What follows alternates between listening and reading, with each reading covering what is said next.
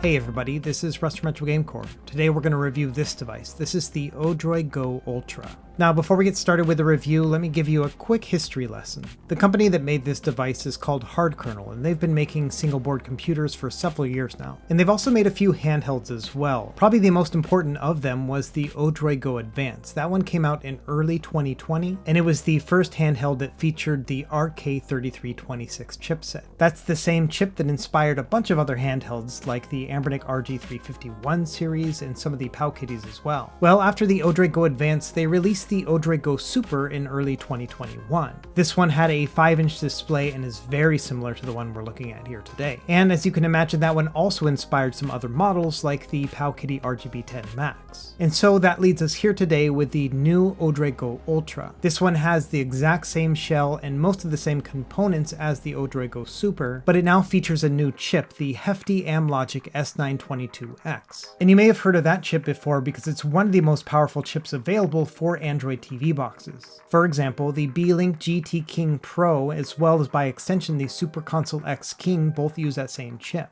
And those little TV boxes get some great performance when it comes to emulation, so it's kind of exciting to get something very similar in a handheld form factor. However, unfortunately, the theoretical concept of having that nice powerful chip inside of a handheld doesn't quite match reality with this one here. As I'll demonstrate throughout this video, there are several reasons why the ODROID Go Ultra unfortunately is not a device I can recommend for the average consumer. But much like how the ODROID Go Advance inspired a bunch of clone handhelds after it, I think that this device here is going to inspire some conversation and contemplation about the future direction of the retro handheld community. It feels like these devices have evolved so much over the past couple years, and so I'm going to take this time to not only review this device, but to kind of talk about where we've gone and where we could potentially be going sometime in the future. So kick back, grab your favorite drink, and let's dive in.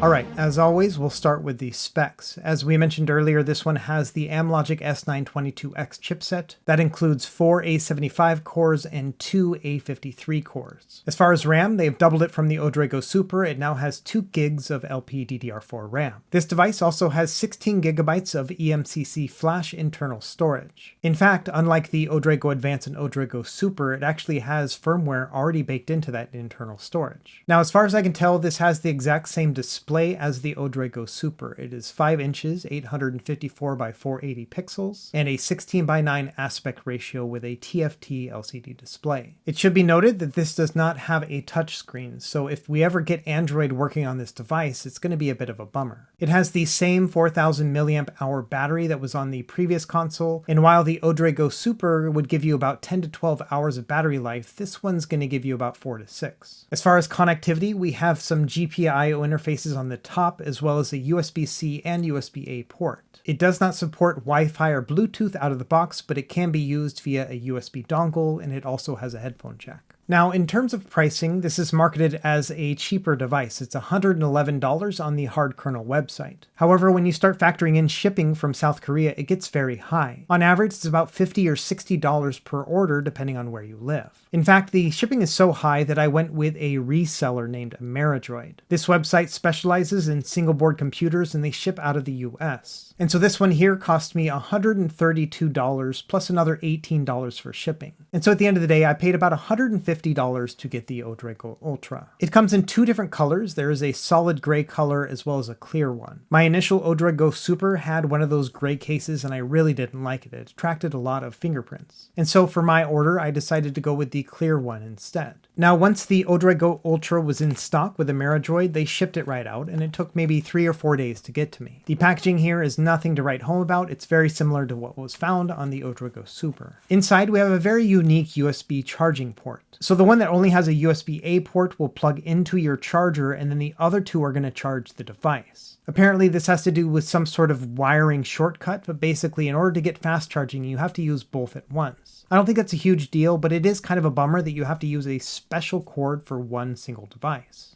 And so here is the big reveal as we saw the intro. Yes, I got the clear case. First impressions, this is exactly like the ODROID Go Super. I'm actually a big fan of clear cases. I like to be able to see the components inside. And it's also possible to dye the clear case. I think ETA Prime did a video on it a couple years back. But yeah, here it is in all of its glory. I think it's actually a pretty nice size, about the same as a Nintendo Switch Lite. For now, let's take a look at some of these components. On the far left, we have our L1 and L2 buttons. Then we have a power button and a GPIO interface that has been covered over with a little piece of rubber here. Next, we have our volume up and down buttons, the headphone jack, then USB-C and USB-A ports. Let's get a feel for the shoulder and trigger buttons. These have a micro switch connector here and they are very clicky. Thankfully, it doesn't take a lot of force to click on them and they actually click pretty well across the entire button. I was worried the button was going to flip out like it does on some other cases, but it does not here. Overall, I would say there's not a lot of travel here, but the buttons are functional as they are. When it comes to actually holding the device in your hands and pushing the buttons, they're actually fairly easy to access. Now let's take a look at some of the components on the left side of the face. And first, let's talk about these analog sticks. These are part of a refresh from the ODROID Go Super sometime last year. They look a lot like Nintendo Switch sticks, but they do not click down L3 and R3. And it also feels like the overall range is a little bit stilted. If anything, I would say it feels like you have about 75% of the clearance that you would expect to have. On the bottom left, we have two different function buttons. The one on the inner side actually acts like a select button, and these are rubberized buttons, much like you would find on an old NES gamepad or the original Game Boy. Next, let's talk about the D-pad. I'm not a big fan of this one here. It's very similar to the one that was found on the ODROID Go Super. It has a kind of mushy connection to it. And each of the individual D-pad components just feel a little bit too thin for the fingers. On top of that, they stick out a little bit too much and they just kind of mush down into that rubber membrane. Now with the ODROID Go Super, I was able to improve a little bit of that feel by using Game Boy Color membranes, and so I've already ordered some and I'll be testing those out here in the future. But as it stands out of the box, yeah, I'm not a fan of this D-pad. It's too mushy and a little bit too small for the size of the device as well. Finally, at the top left here, we have another function button. This is not a select button, although that would feel kind of intuitive to use it as select. That's not how it works. We've got a pretty similar setup here on the right side. We have those same rubberized function buttons here on the bottom. The one closest to the screen acts like the start button. The analog stick is also very much the same. The face buttons here, unfortunately, are very similar to the previous model as well. They also have a rubber membrane connection and are a little bit crisper and snappier than the D-pad itself. And much like with the D-pad, they just feel a little bit too small for the size of the case here. It's very similar in size to the Nintendo Switch or Nintendo Switch Lite buttons, but they don't have that same premium feel, and a lot of that has to do with the fact that they stick out too much from the case. When you try to bottom out the button by pressing it all the way, you can see there's still a lot of clearance here. And I found that over time that can irritate your fingers by not having something to press down on the case itself. And so unfortunately, it kind of has a fatiguing feeling overall. On the bottom, all we have here is a single SD card slot for storage. Looking at the back here, you can see the battery plain as day, and then also they have a new heatsink that's covering the chip. And this makes sense because it's a much more powerful chip, so it probably generates more heat. Finally, on the right side here, you can see there is a single backwards firing mono speaker. And so yes, when it comes to just overall design here, I wish that HardKernel had done some innovations. It's a little bit disappointing that after nearly 2 years since their last product launch, they have made 0 changes to most of these hardware components. And the hardware issues with the ODROID Go Super were very well documented back in the day. In fact, it was so bad that third parties were making other cases for the ODROID Go Super to expand the size of the buttons in the D-pad. And so while I appreciate that the analog sticks have been improved from the original ODROID Go Super, and they are better than they were before, it's really unfortunate that HardKernel just left everything else on the table. And last thing here, let's take a look at the display. Now this is a 5-inch display, 16:9 aspect ratio like I mentioned before, and much like with the previous model, it has these huge honkin' bezels too. These bezels were big a couple years ago, and so in today's environment, they just seem laughably large now. I know a lot of people have opinions about the large bezels on the Steam Deck, but man, the ODROID Go Ultra bezels, they leave those in the dust. Now this is usually where I start up the device and kind of get a feel for the software, but the thing about this device is that it actually ships with a depleted battery. So you're going to have to spend a couple hours charging it before you can start enjoying it. When it comes to charging, this is what it's going to look like. You're going to see some blinking lights here on the back. And like I mentioned, you're going to have to plug in both of these ports here just to be able to get it to charge properly. So now that we're all charged up, let's go ahead and do some comparisons against similar models in terms of size of screen and the device itself. We'll start with my original ODROID Go Super. Now this one's had a lot of facelifts since I first got mine in January 2021. This one has a limited edition custom metal shell that came out last year. This one makes the D-pad and the face buttons quite a bit larger, but also just the sheer size of this metal device makes it very heavy. I also swapped it out for PS Vita analog sticks and then Game Boy Color membranes and rubber buttons on the bottom. Here's the Powkiddy RGB10 Max. This is one of the clones of the ODROID Go Super. And as you can see, this one has a 5-inch display, but much smaller bezels and a smaller form factor because of it. On top of that, this one had much improved D-pad and face buttons, and so I ended up playing this one a lot more than the ODROID Go Super. A few months after making this one, Powkiddy made the RGB10 Max 2. I didn't capture any footage from that one here, but it does have a very similar look, but a little bit more ergonomic contours. Next up is the Anbernic RG503. This is also a 5-inch display, but has an OLED screen found on the original PS Vita. This one's nowhere near as powerful as the ODROID Go Ultra, but has some nicer components to it and feels better in the hand. Next up is the PS Vita. This is the LCD version right here, but also has a 5-inch display. The main reason I wanted to show this one off here is just to show how small a 5-inch device could actually be. Next up is the Retroid Pocket 3. This one has a 4.75-inch display, but it has a much nicer color accuracy and vibrancy as well. Now this one is also not quite as powerful as the ODROID Go Ultra, but also has a lot of good added functionality by virtue of being an Android-based handheld. That means that out of the box you can use it for things like game streaming or Android games that you wouldn't be able to do with the OGU. Moving on to devices with larger screens, up first is the Anbernic RG552. Now despite being a device that costs about $200, this one is also not as powerful as the ODROID Go Ultra. However, it does have a 5x3 display, which makes it a little bit taller. And those additional vertical pixels mean that you're going to be able to do integer scaling on Super Nintendo like you see here, which means that not only are you going to have a larger display than what you would find on the OGU, but it's also going to be much sharper and crisper and more balanced. In fact, when it comes to retro gaming, this is my favorite device to use, and I've done a whole video about it. I'll leave it linked in the video description below. Up next, we have the Nintendo Switch Lite, also a 5.5-inch display, and as you can see, the LCD panel on the Switch Lite just isn't very sharp or vibrant. Our next 5.5-inch display device is this one here. This is the Ioneo Air Pro. Now this one's quite a bit more expensive. It is a Windows PC and it starts for about $550 or $600. But it has a nice OLED display. Up next we have the AYN Odin. This is an Android-based device with a 6-inch display. This one you can get between $200 and $350 depending on the model that you buy. And as you can see, that additional 1 inch of screen space means you're going to have a much larger display when it comes to playing games. And thanks to the relatively smaller bezels on the Odin, it doesn't feel like it has as much wasted space as you would find on the ODROID Go Ultra. Up next is the Anbernic Win600. This one starts at about $300 and is also a handheld PC. This one, like the Odin, has a 6-inch display, but as you can see, the colors are a little bit washed out, not quite as saturated as you can find on the OGU. Let's go ahead and go even bigger here. Up next is the Logitech Cloud. This one has a 7-inch display that is really beautiful and sharp. It also has some of the best color accuracy that you can find. Of course, I don't think this is a great comparison considering this is a $350 device that is much larger than the ODROID Go Ultra, but it does give you a good size comparison. Along those same lines, here's the Steam Deck. This is also a 7-inch display, and yeah, this thing is massive by comparison. Okay, let's talk a little bit about HardKernel and their ethos. Number one, this is a company that mostly tailors towards people who are developers or tinkerers. And so because of that, you're not going to find a lot of tutorials or beginner's guides. In fact, your main way of getting any sort of information about these devices is to go onto the HardKernel forums and then look it up by device. Within here, you're going to find a lot of discussions about testing and other technical details. But if you don't consider yourself to be very tech savvy, you might be running into some issues as you try to learn about the device. So let me give you a quick example. Like I mentioned in the introduction, this actually comes with firmware flashed onto the internal storage. However, there are no instructions or anything about how to actually get games onto it. Instead, what you would have to do is browse through the forums, then find this posting here from Jutleys. And within here, he thankfully goes over all of the different folder structure that you need to set up within your SD card, and what file types are going to be accepted by that stock firmware. And so essentially, if you don't know to go to the forum and then you're not able to find this post, you're going to be SOL. You're not even going to know how to add a single game onto your device. And of course, to make this easier on you, I will leave a link to everything in the video description below. Now, development on this device is in its very early stages right now. There are some custom firmware solutions in the works. Right now, there is a bootable working version of the Retro Arena, for example.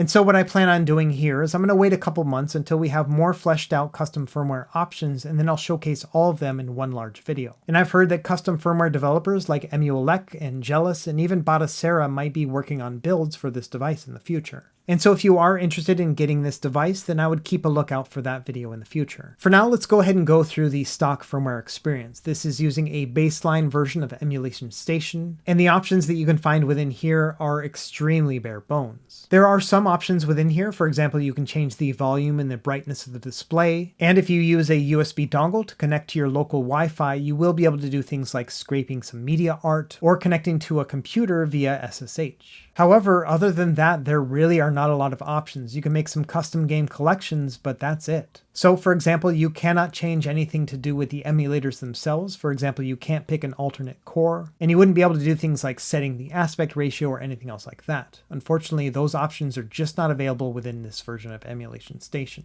And so at the most basic premise here, all you can really do is just choose your game within each of the systems and then boot them up. And even after you've booted up the game, that's essentially all you can do as well. For example, there are no hotkeys available, you cannot access RetroArch or anything else like that. So if you think about it, that means you're not going to be able to do things like changing out the scaling or the image quality, you're not going to be able to customize your controls or log into retro achievements, and you also won't be able to make save or load states either. Thankfully, the games will auto-save when you close them out and then auto-load when you open them back up. But unfortunately, that's the extent of all of your options. And sadly, that can get kind of frustrating. For example, bilinear filtering is turned on for all of the classic systems. What that means is that the image is going to look very rounded and kind of soft. And I know that some people might like this because it will balance out the pixels, but to me it just makes everything look very blurry. To exit out of a game, you would press the top left function button and it'll close right out and bring you back into the main menu. Now, one feature I actually really like about this firmware is that if you try to start up a system that requires BIOS, it'll actually give you an error message and then also tell you what BIOS file is going to need to be added to the folder and where. Most of the other custom firmwares are just going to show a black screen and then boot you back to the main menu. At least this one tells you how to find the solution. And so let me show you real quick how to add some BIOS files if you're interested.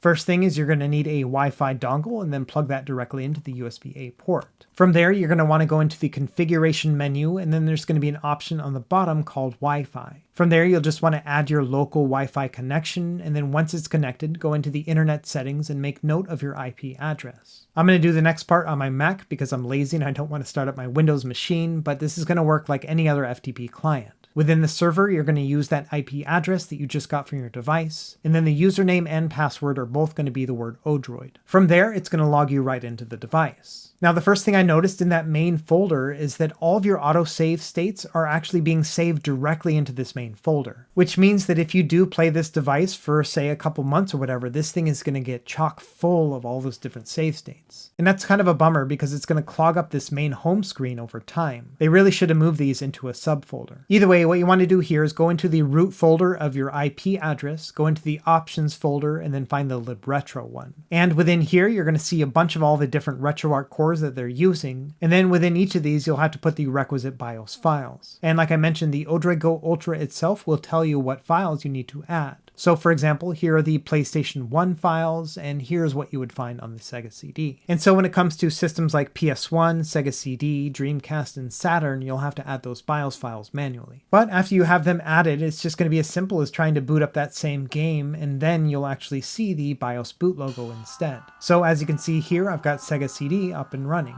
And so now let's move over to do some emulation testing to see what kind of performance we can expect from this chip and the ODROID Go Ultra. Starting with the handheld systems, you're going to have absolutely no problem here. Game Boy, Game Boy Color, Game Boy Advance, all these things are going to play great. The 16-bit systems are also going to play well, but unfortunately that's where that bilinear filtering really comes into play. Unfortunately, I find this setting to just be too soft for my liking. And so hopefully as more custom firmwares get introduced and become more stable, we'll be able to do things like scaling to really improve upon the picture here. Now, while the device is working, you will see these flashing lights here on the back.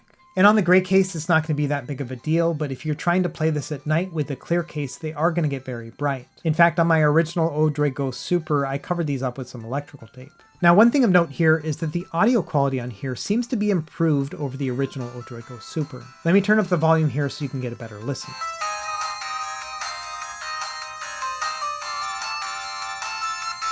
So yeah, to me that sounds nice and crisp with no distortions.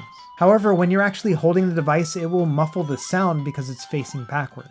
Let me give you a sample of that one as well.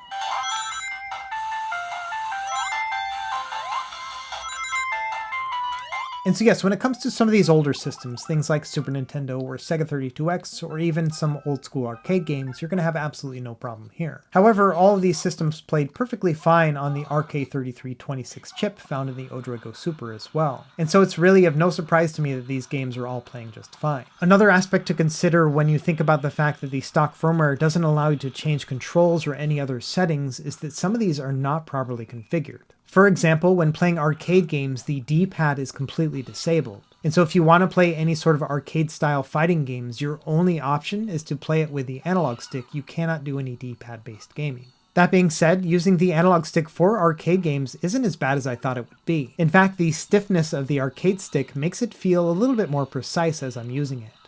Moving forward, I was surprised to find that PS1 did not play at full speed. Now, this is a chip that should play PS1 upscaled absolutely no problem, and the fact that it can't even do it at a native resolution is a big indicator to me that they do not have very optimized cores for RetroArch. And so this is one of those things where we'll have to wait and see as to whether or not custom firmware can give us better performance. Either way, long story short, PS1 should have absolutely no problem here, and the fact that it can't even play Tony Hawk 2 at full speed is a little bit alarming. Moving forward, I would also say that Nintendo 64 was a bit of a mixed bag. Many of the games that were easier or even moderately hard to emulate seemed to work at full speed, something like F-Zero X, no problems whatsoever. However, Cruisin' USA did not play at full speed. I would say this is about 95% speed right here. And so despite the fact that the S922x chip that is found in this device is quite a bit more powerful than the RK3326 devices, I would say your performance increase here is only about maybe 15 or 20%. Moving forward, the Sega Saturn performance was not terrible. Most of your middle tier and lower tier games would play just fine, absolutely no problems. But when you get to those harder to run games like Sega Rally Championship, yeah, there's some definite slowdown here. Unfortunately, because I can't bring up the frames per second settings, I can't actually tell you how poorly it's performing. But I would say this is about on par with Nintendo 64 performance altogether. And so I expect performance here will also improve over time as we get better emulators and also as we get the ability to use frameskip as well. Now, a system that actually had no problems running at all was Dreamcast. Every single game that I tried played perfectly fine. One thing to note here is the only file type that is accepted for Dreamcast games are GDI files. And so that was kind of a pain because I've already converted most of my Dreamcast library over to CHD files, which have a much smaller file size. But either way, it is nice to see that one system is playing full speed out of the box, much better than it did on other devices. This is also a great time to test the D-pad fighting experience here on Dreamcast with Marvel vs. Capcom 2. And I gotta say, the D-pad itself actually rolls pretty well when it comes to spitting out fireballs. However, given the fact that the D-pad sticks out quite a bit from the case, it does get fatiguing on your fingers over time. Either way, yes, this is the bright spot of the entire console, that Dreamcast can play on stock firmware with 100% speed for every game. Next up is Sony PSP, and unfortunately the performance here is nowhere as good as I thought it would be. On the Android TV boxes, you can play just about every single game at least 1x resolution, and most of them at a 2x resolution. And a 2x resolution would have looked perfect on this display. But unfortunately, on this stock version of the PSP emulator, I had to put everything at a 1x resolution, and even then, most of them didn't play well. For example, Ridge Racer plays pretty close to full speed, but it has that weird line on the center where the right side is a lot brighter than the left. This is a bug that was in an older version of PSP from like 3 years ago, and it's kind of crazy that they're still using that same version here. And then moving forward to that top half of PSP games, those that are a little bit harder to emulate, you can't even get full speed with a 1x resolution. Something like Outrun 2006 is just a little bit too stuttery for my tastes, and I would consider Wipeout Pulse to unfortunately be unplayable. And so for these games in particular, you're probably going to have to use a frame skip of 1 in order to get some smoother gameplay. Now that being said, because this one is not using RetroArch, you can actually get into the PSP settings, which is kind of awesome. So far, this is the only emulator that'll actually allow you to change the settings themselves. And finally, of course, we got to talk about God of War. Now this one I'm running at a 1x resolution with a frame skip of 1. And it's running relatively smoothly. There are some stutters here and there, but overall I would say gameplay, this is at least playable. However, at a 1x resolution, it does look a little bit muddy, so it's not the ideal way to play this game anyway. Now the thing is, this chip is actually capable of playing GameCube, and they've even loaded up the Dolphin emulator here, as you can see. And honestly, the GameCube performance on here was a little bit better than I was expecting. For example, 18-Wheeler played out of the gate and it was relatively close to full speed. However, I will say that the games that were actually playable were very few and far between. In fact, 18-Wheeler was the only one that I was able to play for more than a few minutes. For example, when playing Tony Hawk Pro Skater 4, it crashed about maybe 45 seconds into my gameplay. And then with Beautiful Joe, it locked up during the introductory cutscene. And unfortunately, none of the buttons I pressed would actually close out of the game, so I was stuck here. And then after that, the screen blacked out and gave this high-pitched whine. Let me give you a taste here. So yeah, that kind of sucks. And so unfortunately, at least with this current build of Dolphin, most of the games are going to crash anyway. And so unfortunately, I would not consider GameCube to be playable right now. Okay, I've spent a lot of time talking about what I like and what I don't like about this device. So let's spend some time actually summarizing my thoughts. In terms of what I like, I think the biggest selling factor here is actually its size. It's kind of funny that a couple years ago I thought the ODROID Go Super was just massive, but now as larger devices are coming to market, it seems like this size in particular is that perfect middle size. In terms of just raw power and performance, we're looking at about a $150 device, and this is one of the most powerful that you can get at that price range. From a pure power standpoint, this is the best deal around. Additionally, this device, as well as the entire HardKernel community, is very developer and tinkerer friendly. So if you are someone who is tech-minded and you're looking for a project device, this might align pretty well to your interests. And like I mentioned previously, I was surprised at the quality of the audio coming out of that speaker. It's a shame that it is firing backwards, but altogether it's still very crisp and clear. Now, like I love to say, none of these devices are perfect, but unfortunately this one has a lot of components that I don't like. Number one, just kind of in general, this is not a very fun device to game on. Like I mentioned previously, the D-pad is very mushy feeling and just doesn't feel very nice. And with other devices that are very similar in size and shape to this, the analog sticks are just a little bit too far from the triggers to be comfortable. I'm also disappointed in the fact that HardKernel didn't do really any innovations when it came to the hardware components overall. When the ODROID Go Super released nearly 2 years ago, it had very glaring component issues, and it's just a bummer to see those repeated here 2 years later. We've seen so much growth among the other handheld companies over the past couple years that it's just very disappointing to see no growth here at all. The next point is probably a temporary one, but as it stands right now, we are very limited when it comes to firmware options. We do have a stock firmware that comes flashed on the device, and there is an early test version of Retro Arena that is now available as well. But there is some hope that we will see things like Emulec or Jealous or Batocera in the future, and we might see a custom Android ROM down the line as well. However, as it stands right now, the fact that the firmware options are so limited and we're not even able to get into a RetroArch menu on the stock firmware, I really don't think that this device is ready for consumer use just yet. There might be a time several months down the road where we have enough different options that it does make it a viable product. But I do think that for everyday users, they're going to find more frustration than fun with this device. Next, the fact that we have that more powerful S922x chip inside means that we should be getting better performance than we're seeing here. Again, I think this is an optimization issue and it might be fixed down the line, but for now it is kind of disappointing. And finally, another thing that I've seen a lot of people commenting on is the fact that they're going to wait for a clone of this device to be made in the future. And while I think that some of these companies might make their own in the future, I wouldn't put it past Powkitty to do that. It starts to say a lot about this community, both from the manufacturer and the consumer side. To me, it's almost like the manufacturers feel they can get away with giving half-baked software and hardware and then hope that the community fixes it down the line. And sometimes, yes, the community is going to rally around a device like the Mio Mini or the original RG351P, and we'll see some really amazing improvements from there. But the thing about those devices, which captured the community, was the fact that they came out at the right place in the right time. And unfortunately, I don't think the ODROID Go Ultra has that same perfect storm. To start, the hardware on this is so flawed that I really don't think that the average consumer is going to be interested in picking it up. And I think without having that broad or large-scale interest in the device, we're just not going to see a lot of innovations and interest overall. And so at the end of the day, I was a little bit torn about the ODROID Go Ultra. I've always wanted to have the S922x chipset inside of a handheld device, but unfortunately this isn't it.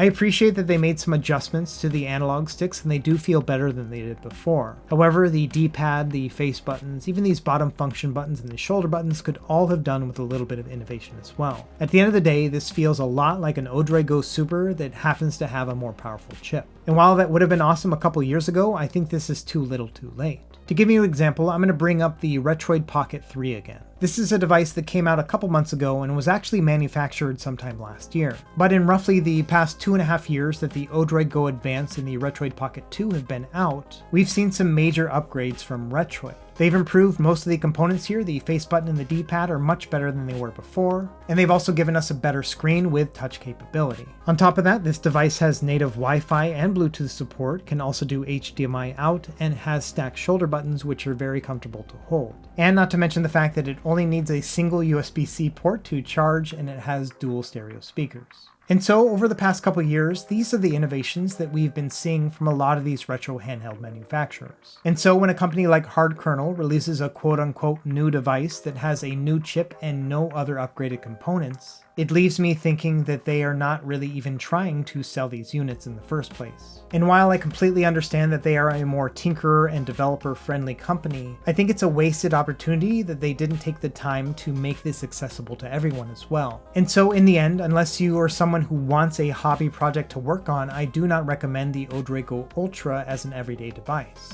And like I mentioned previously, I will revisit this device in the future once we have more custom firmware options to see if that does improve the experience. But let me know in the comments below, is this a device that you are considering, or is there something else you have in mind instead? As always, thank you for watching, and be sure to like and subscribe if you found this helpful, and we will see you next time. Happy gaming.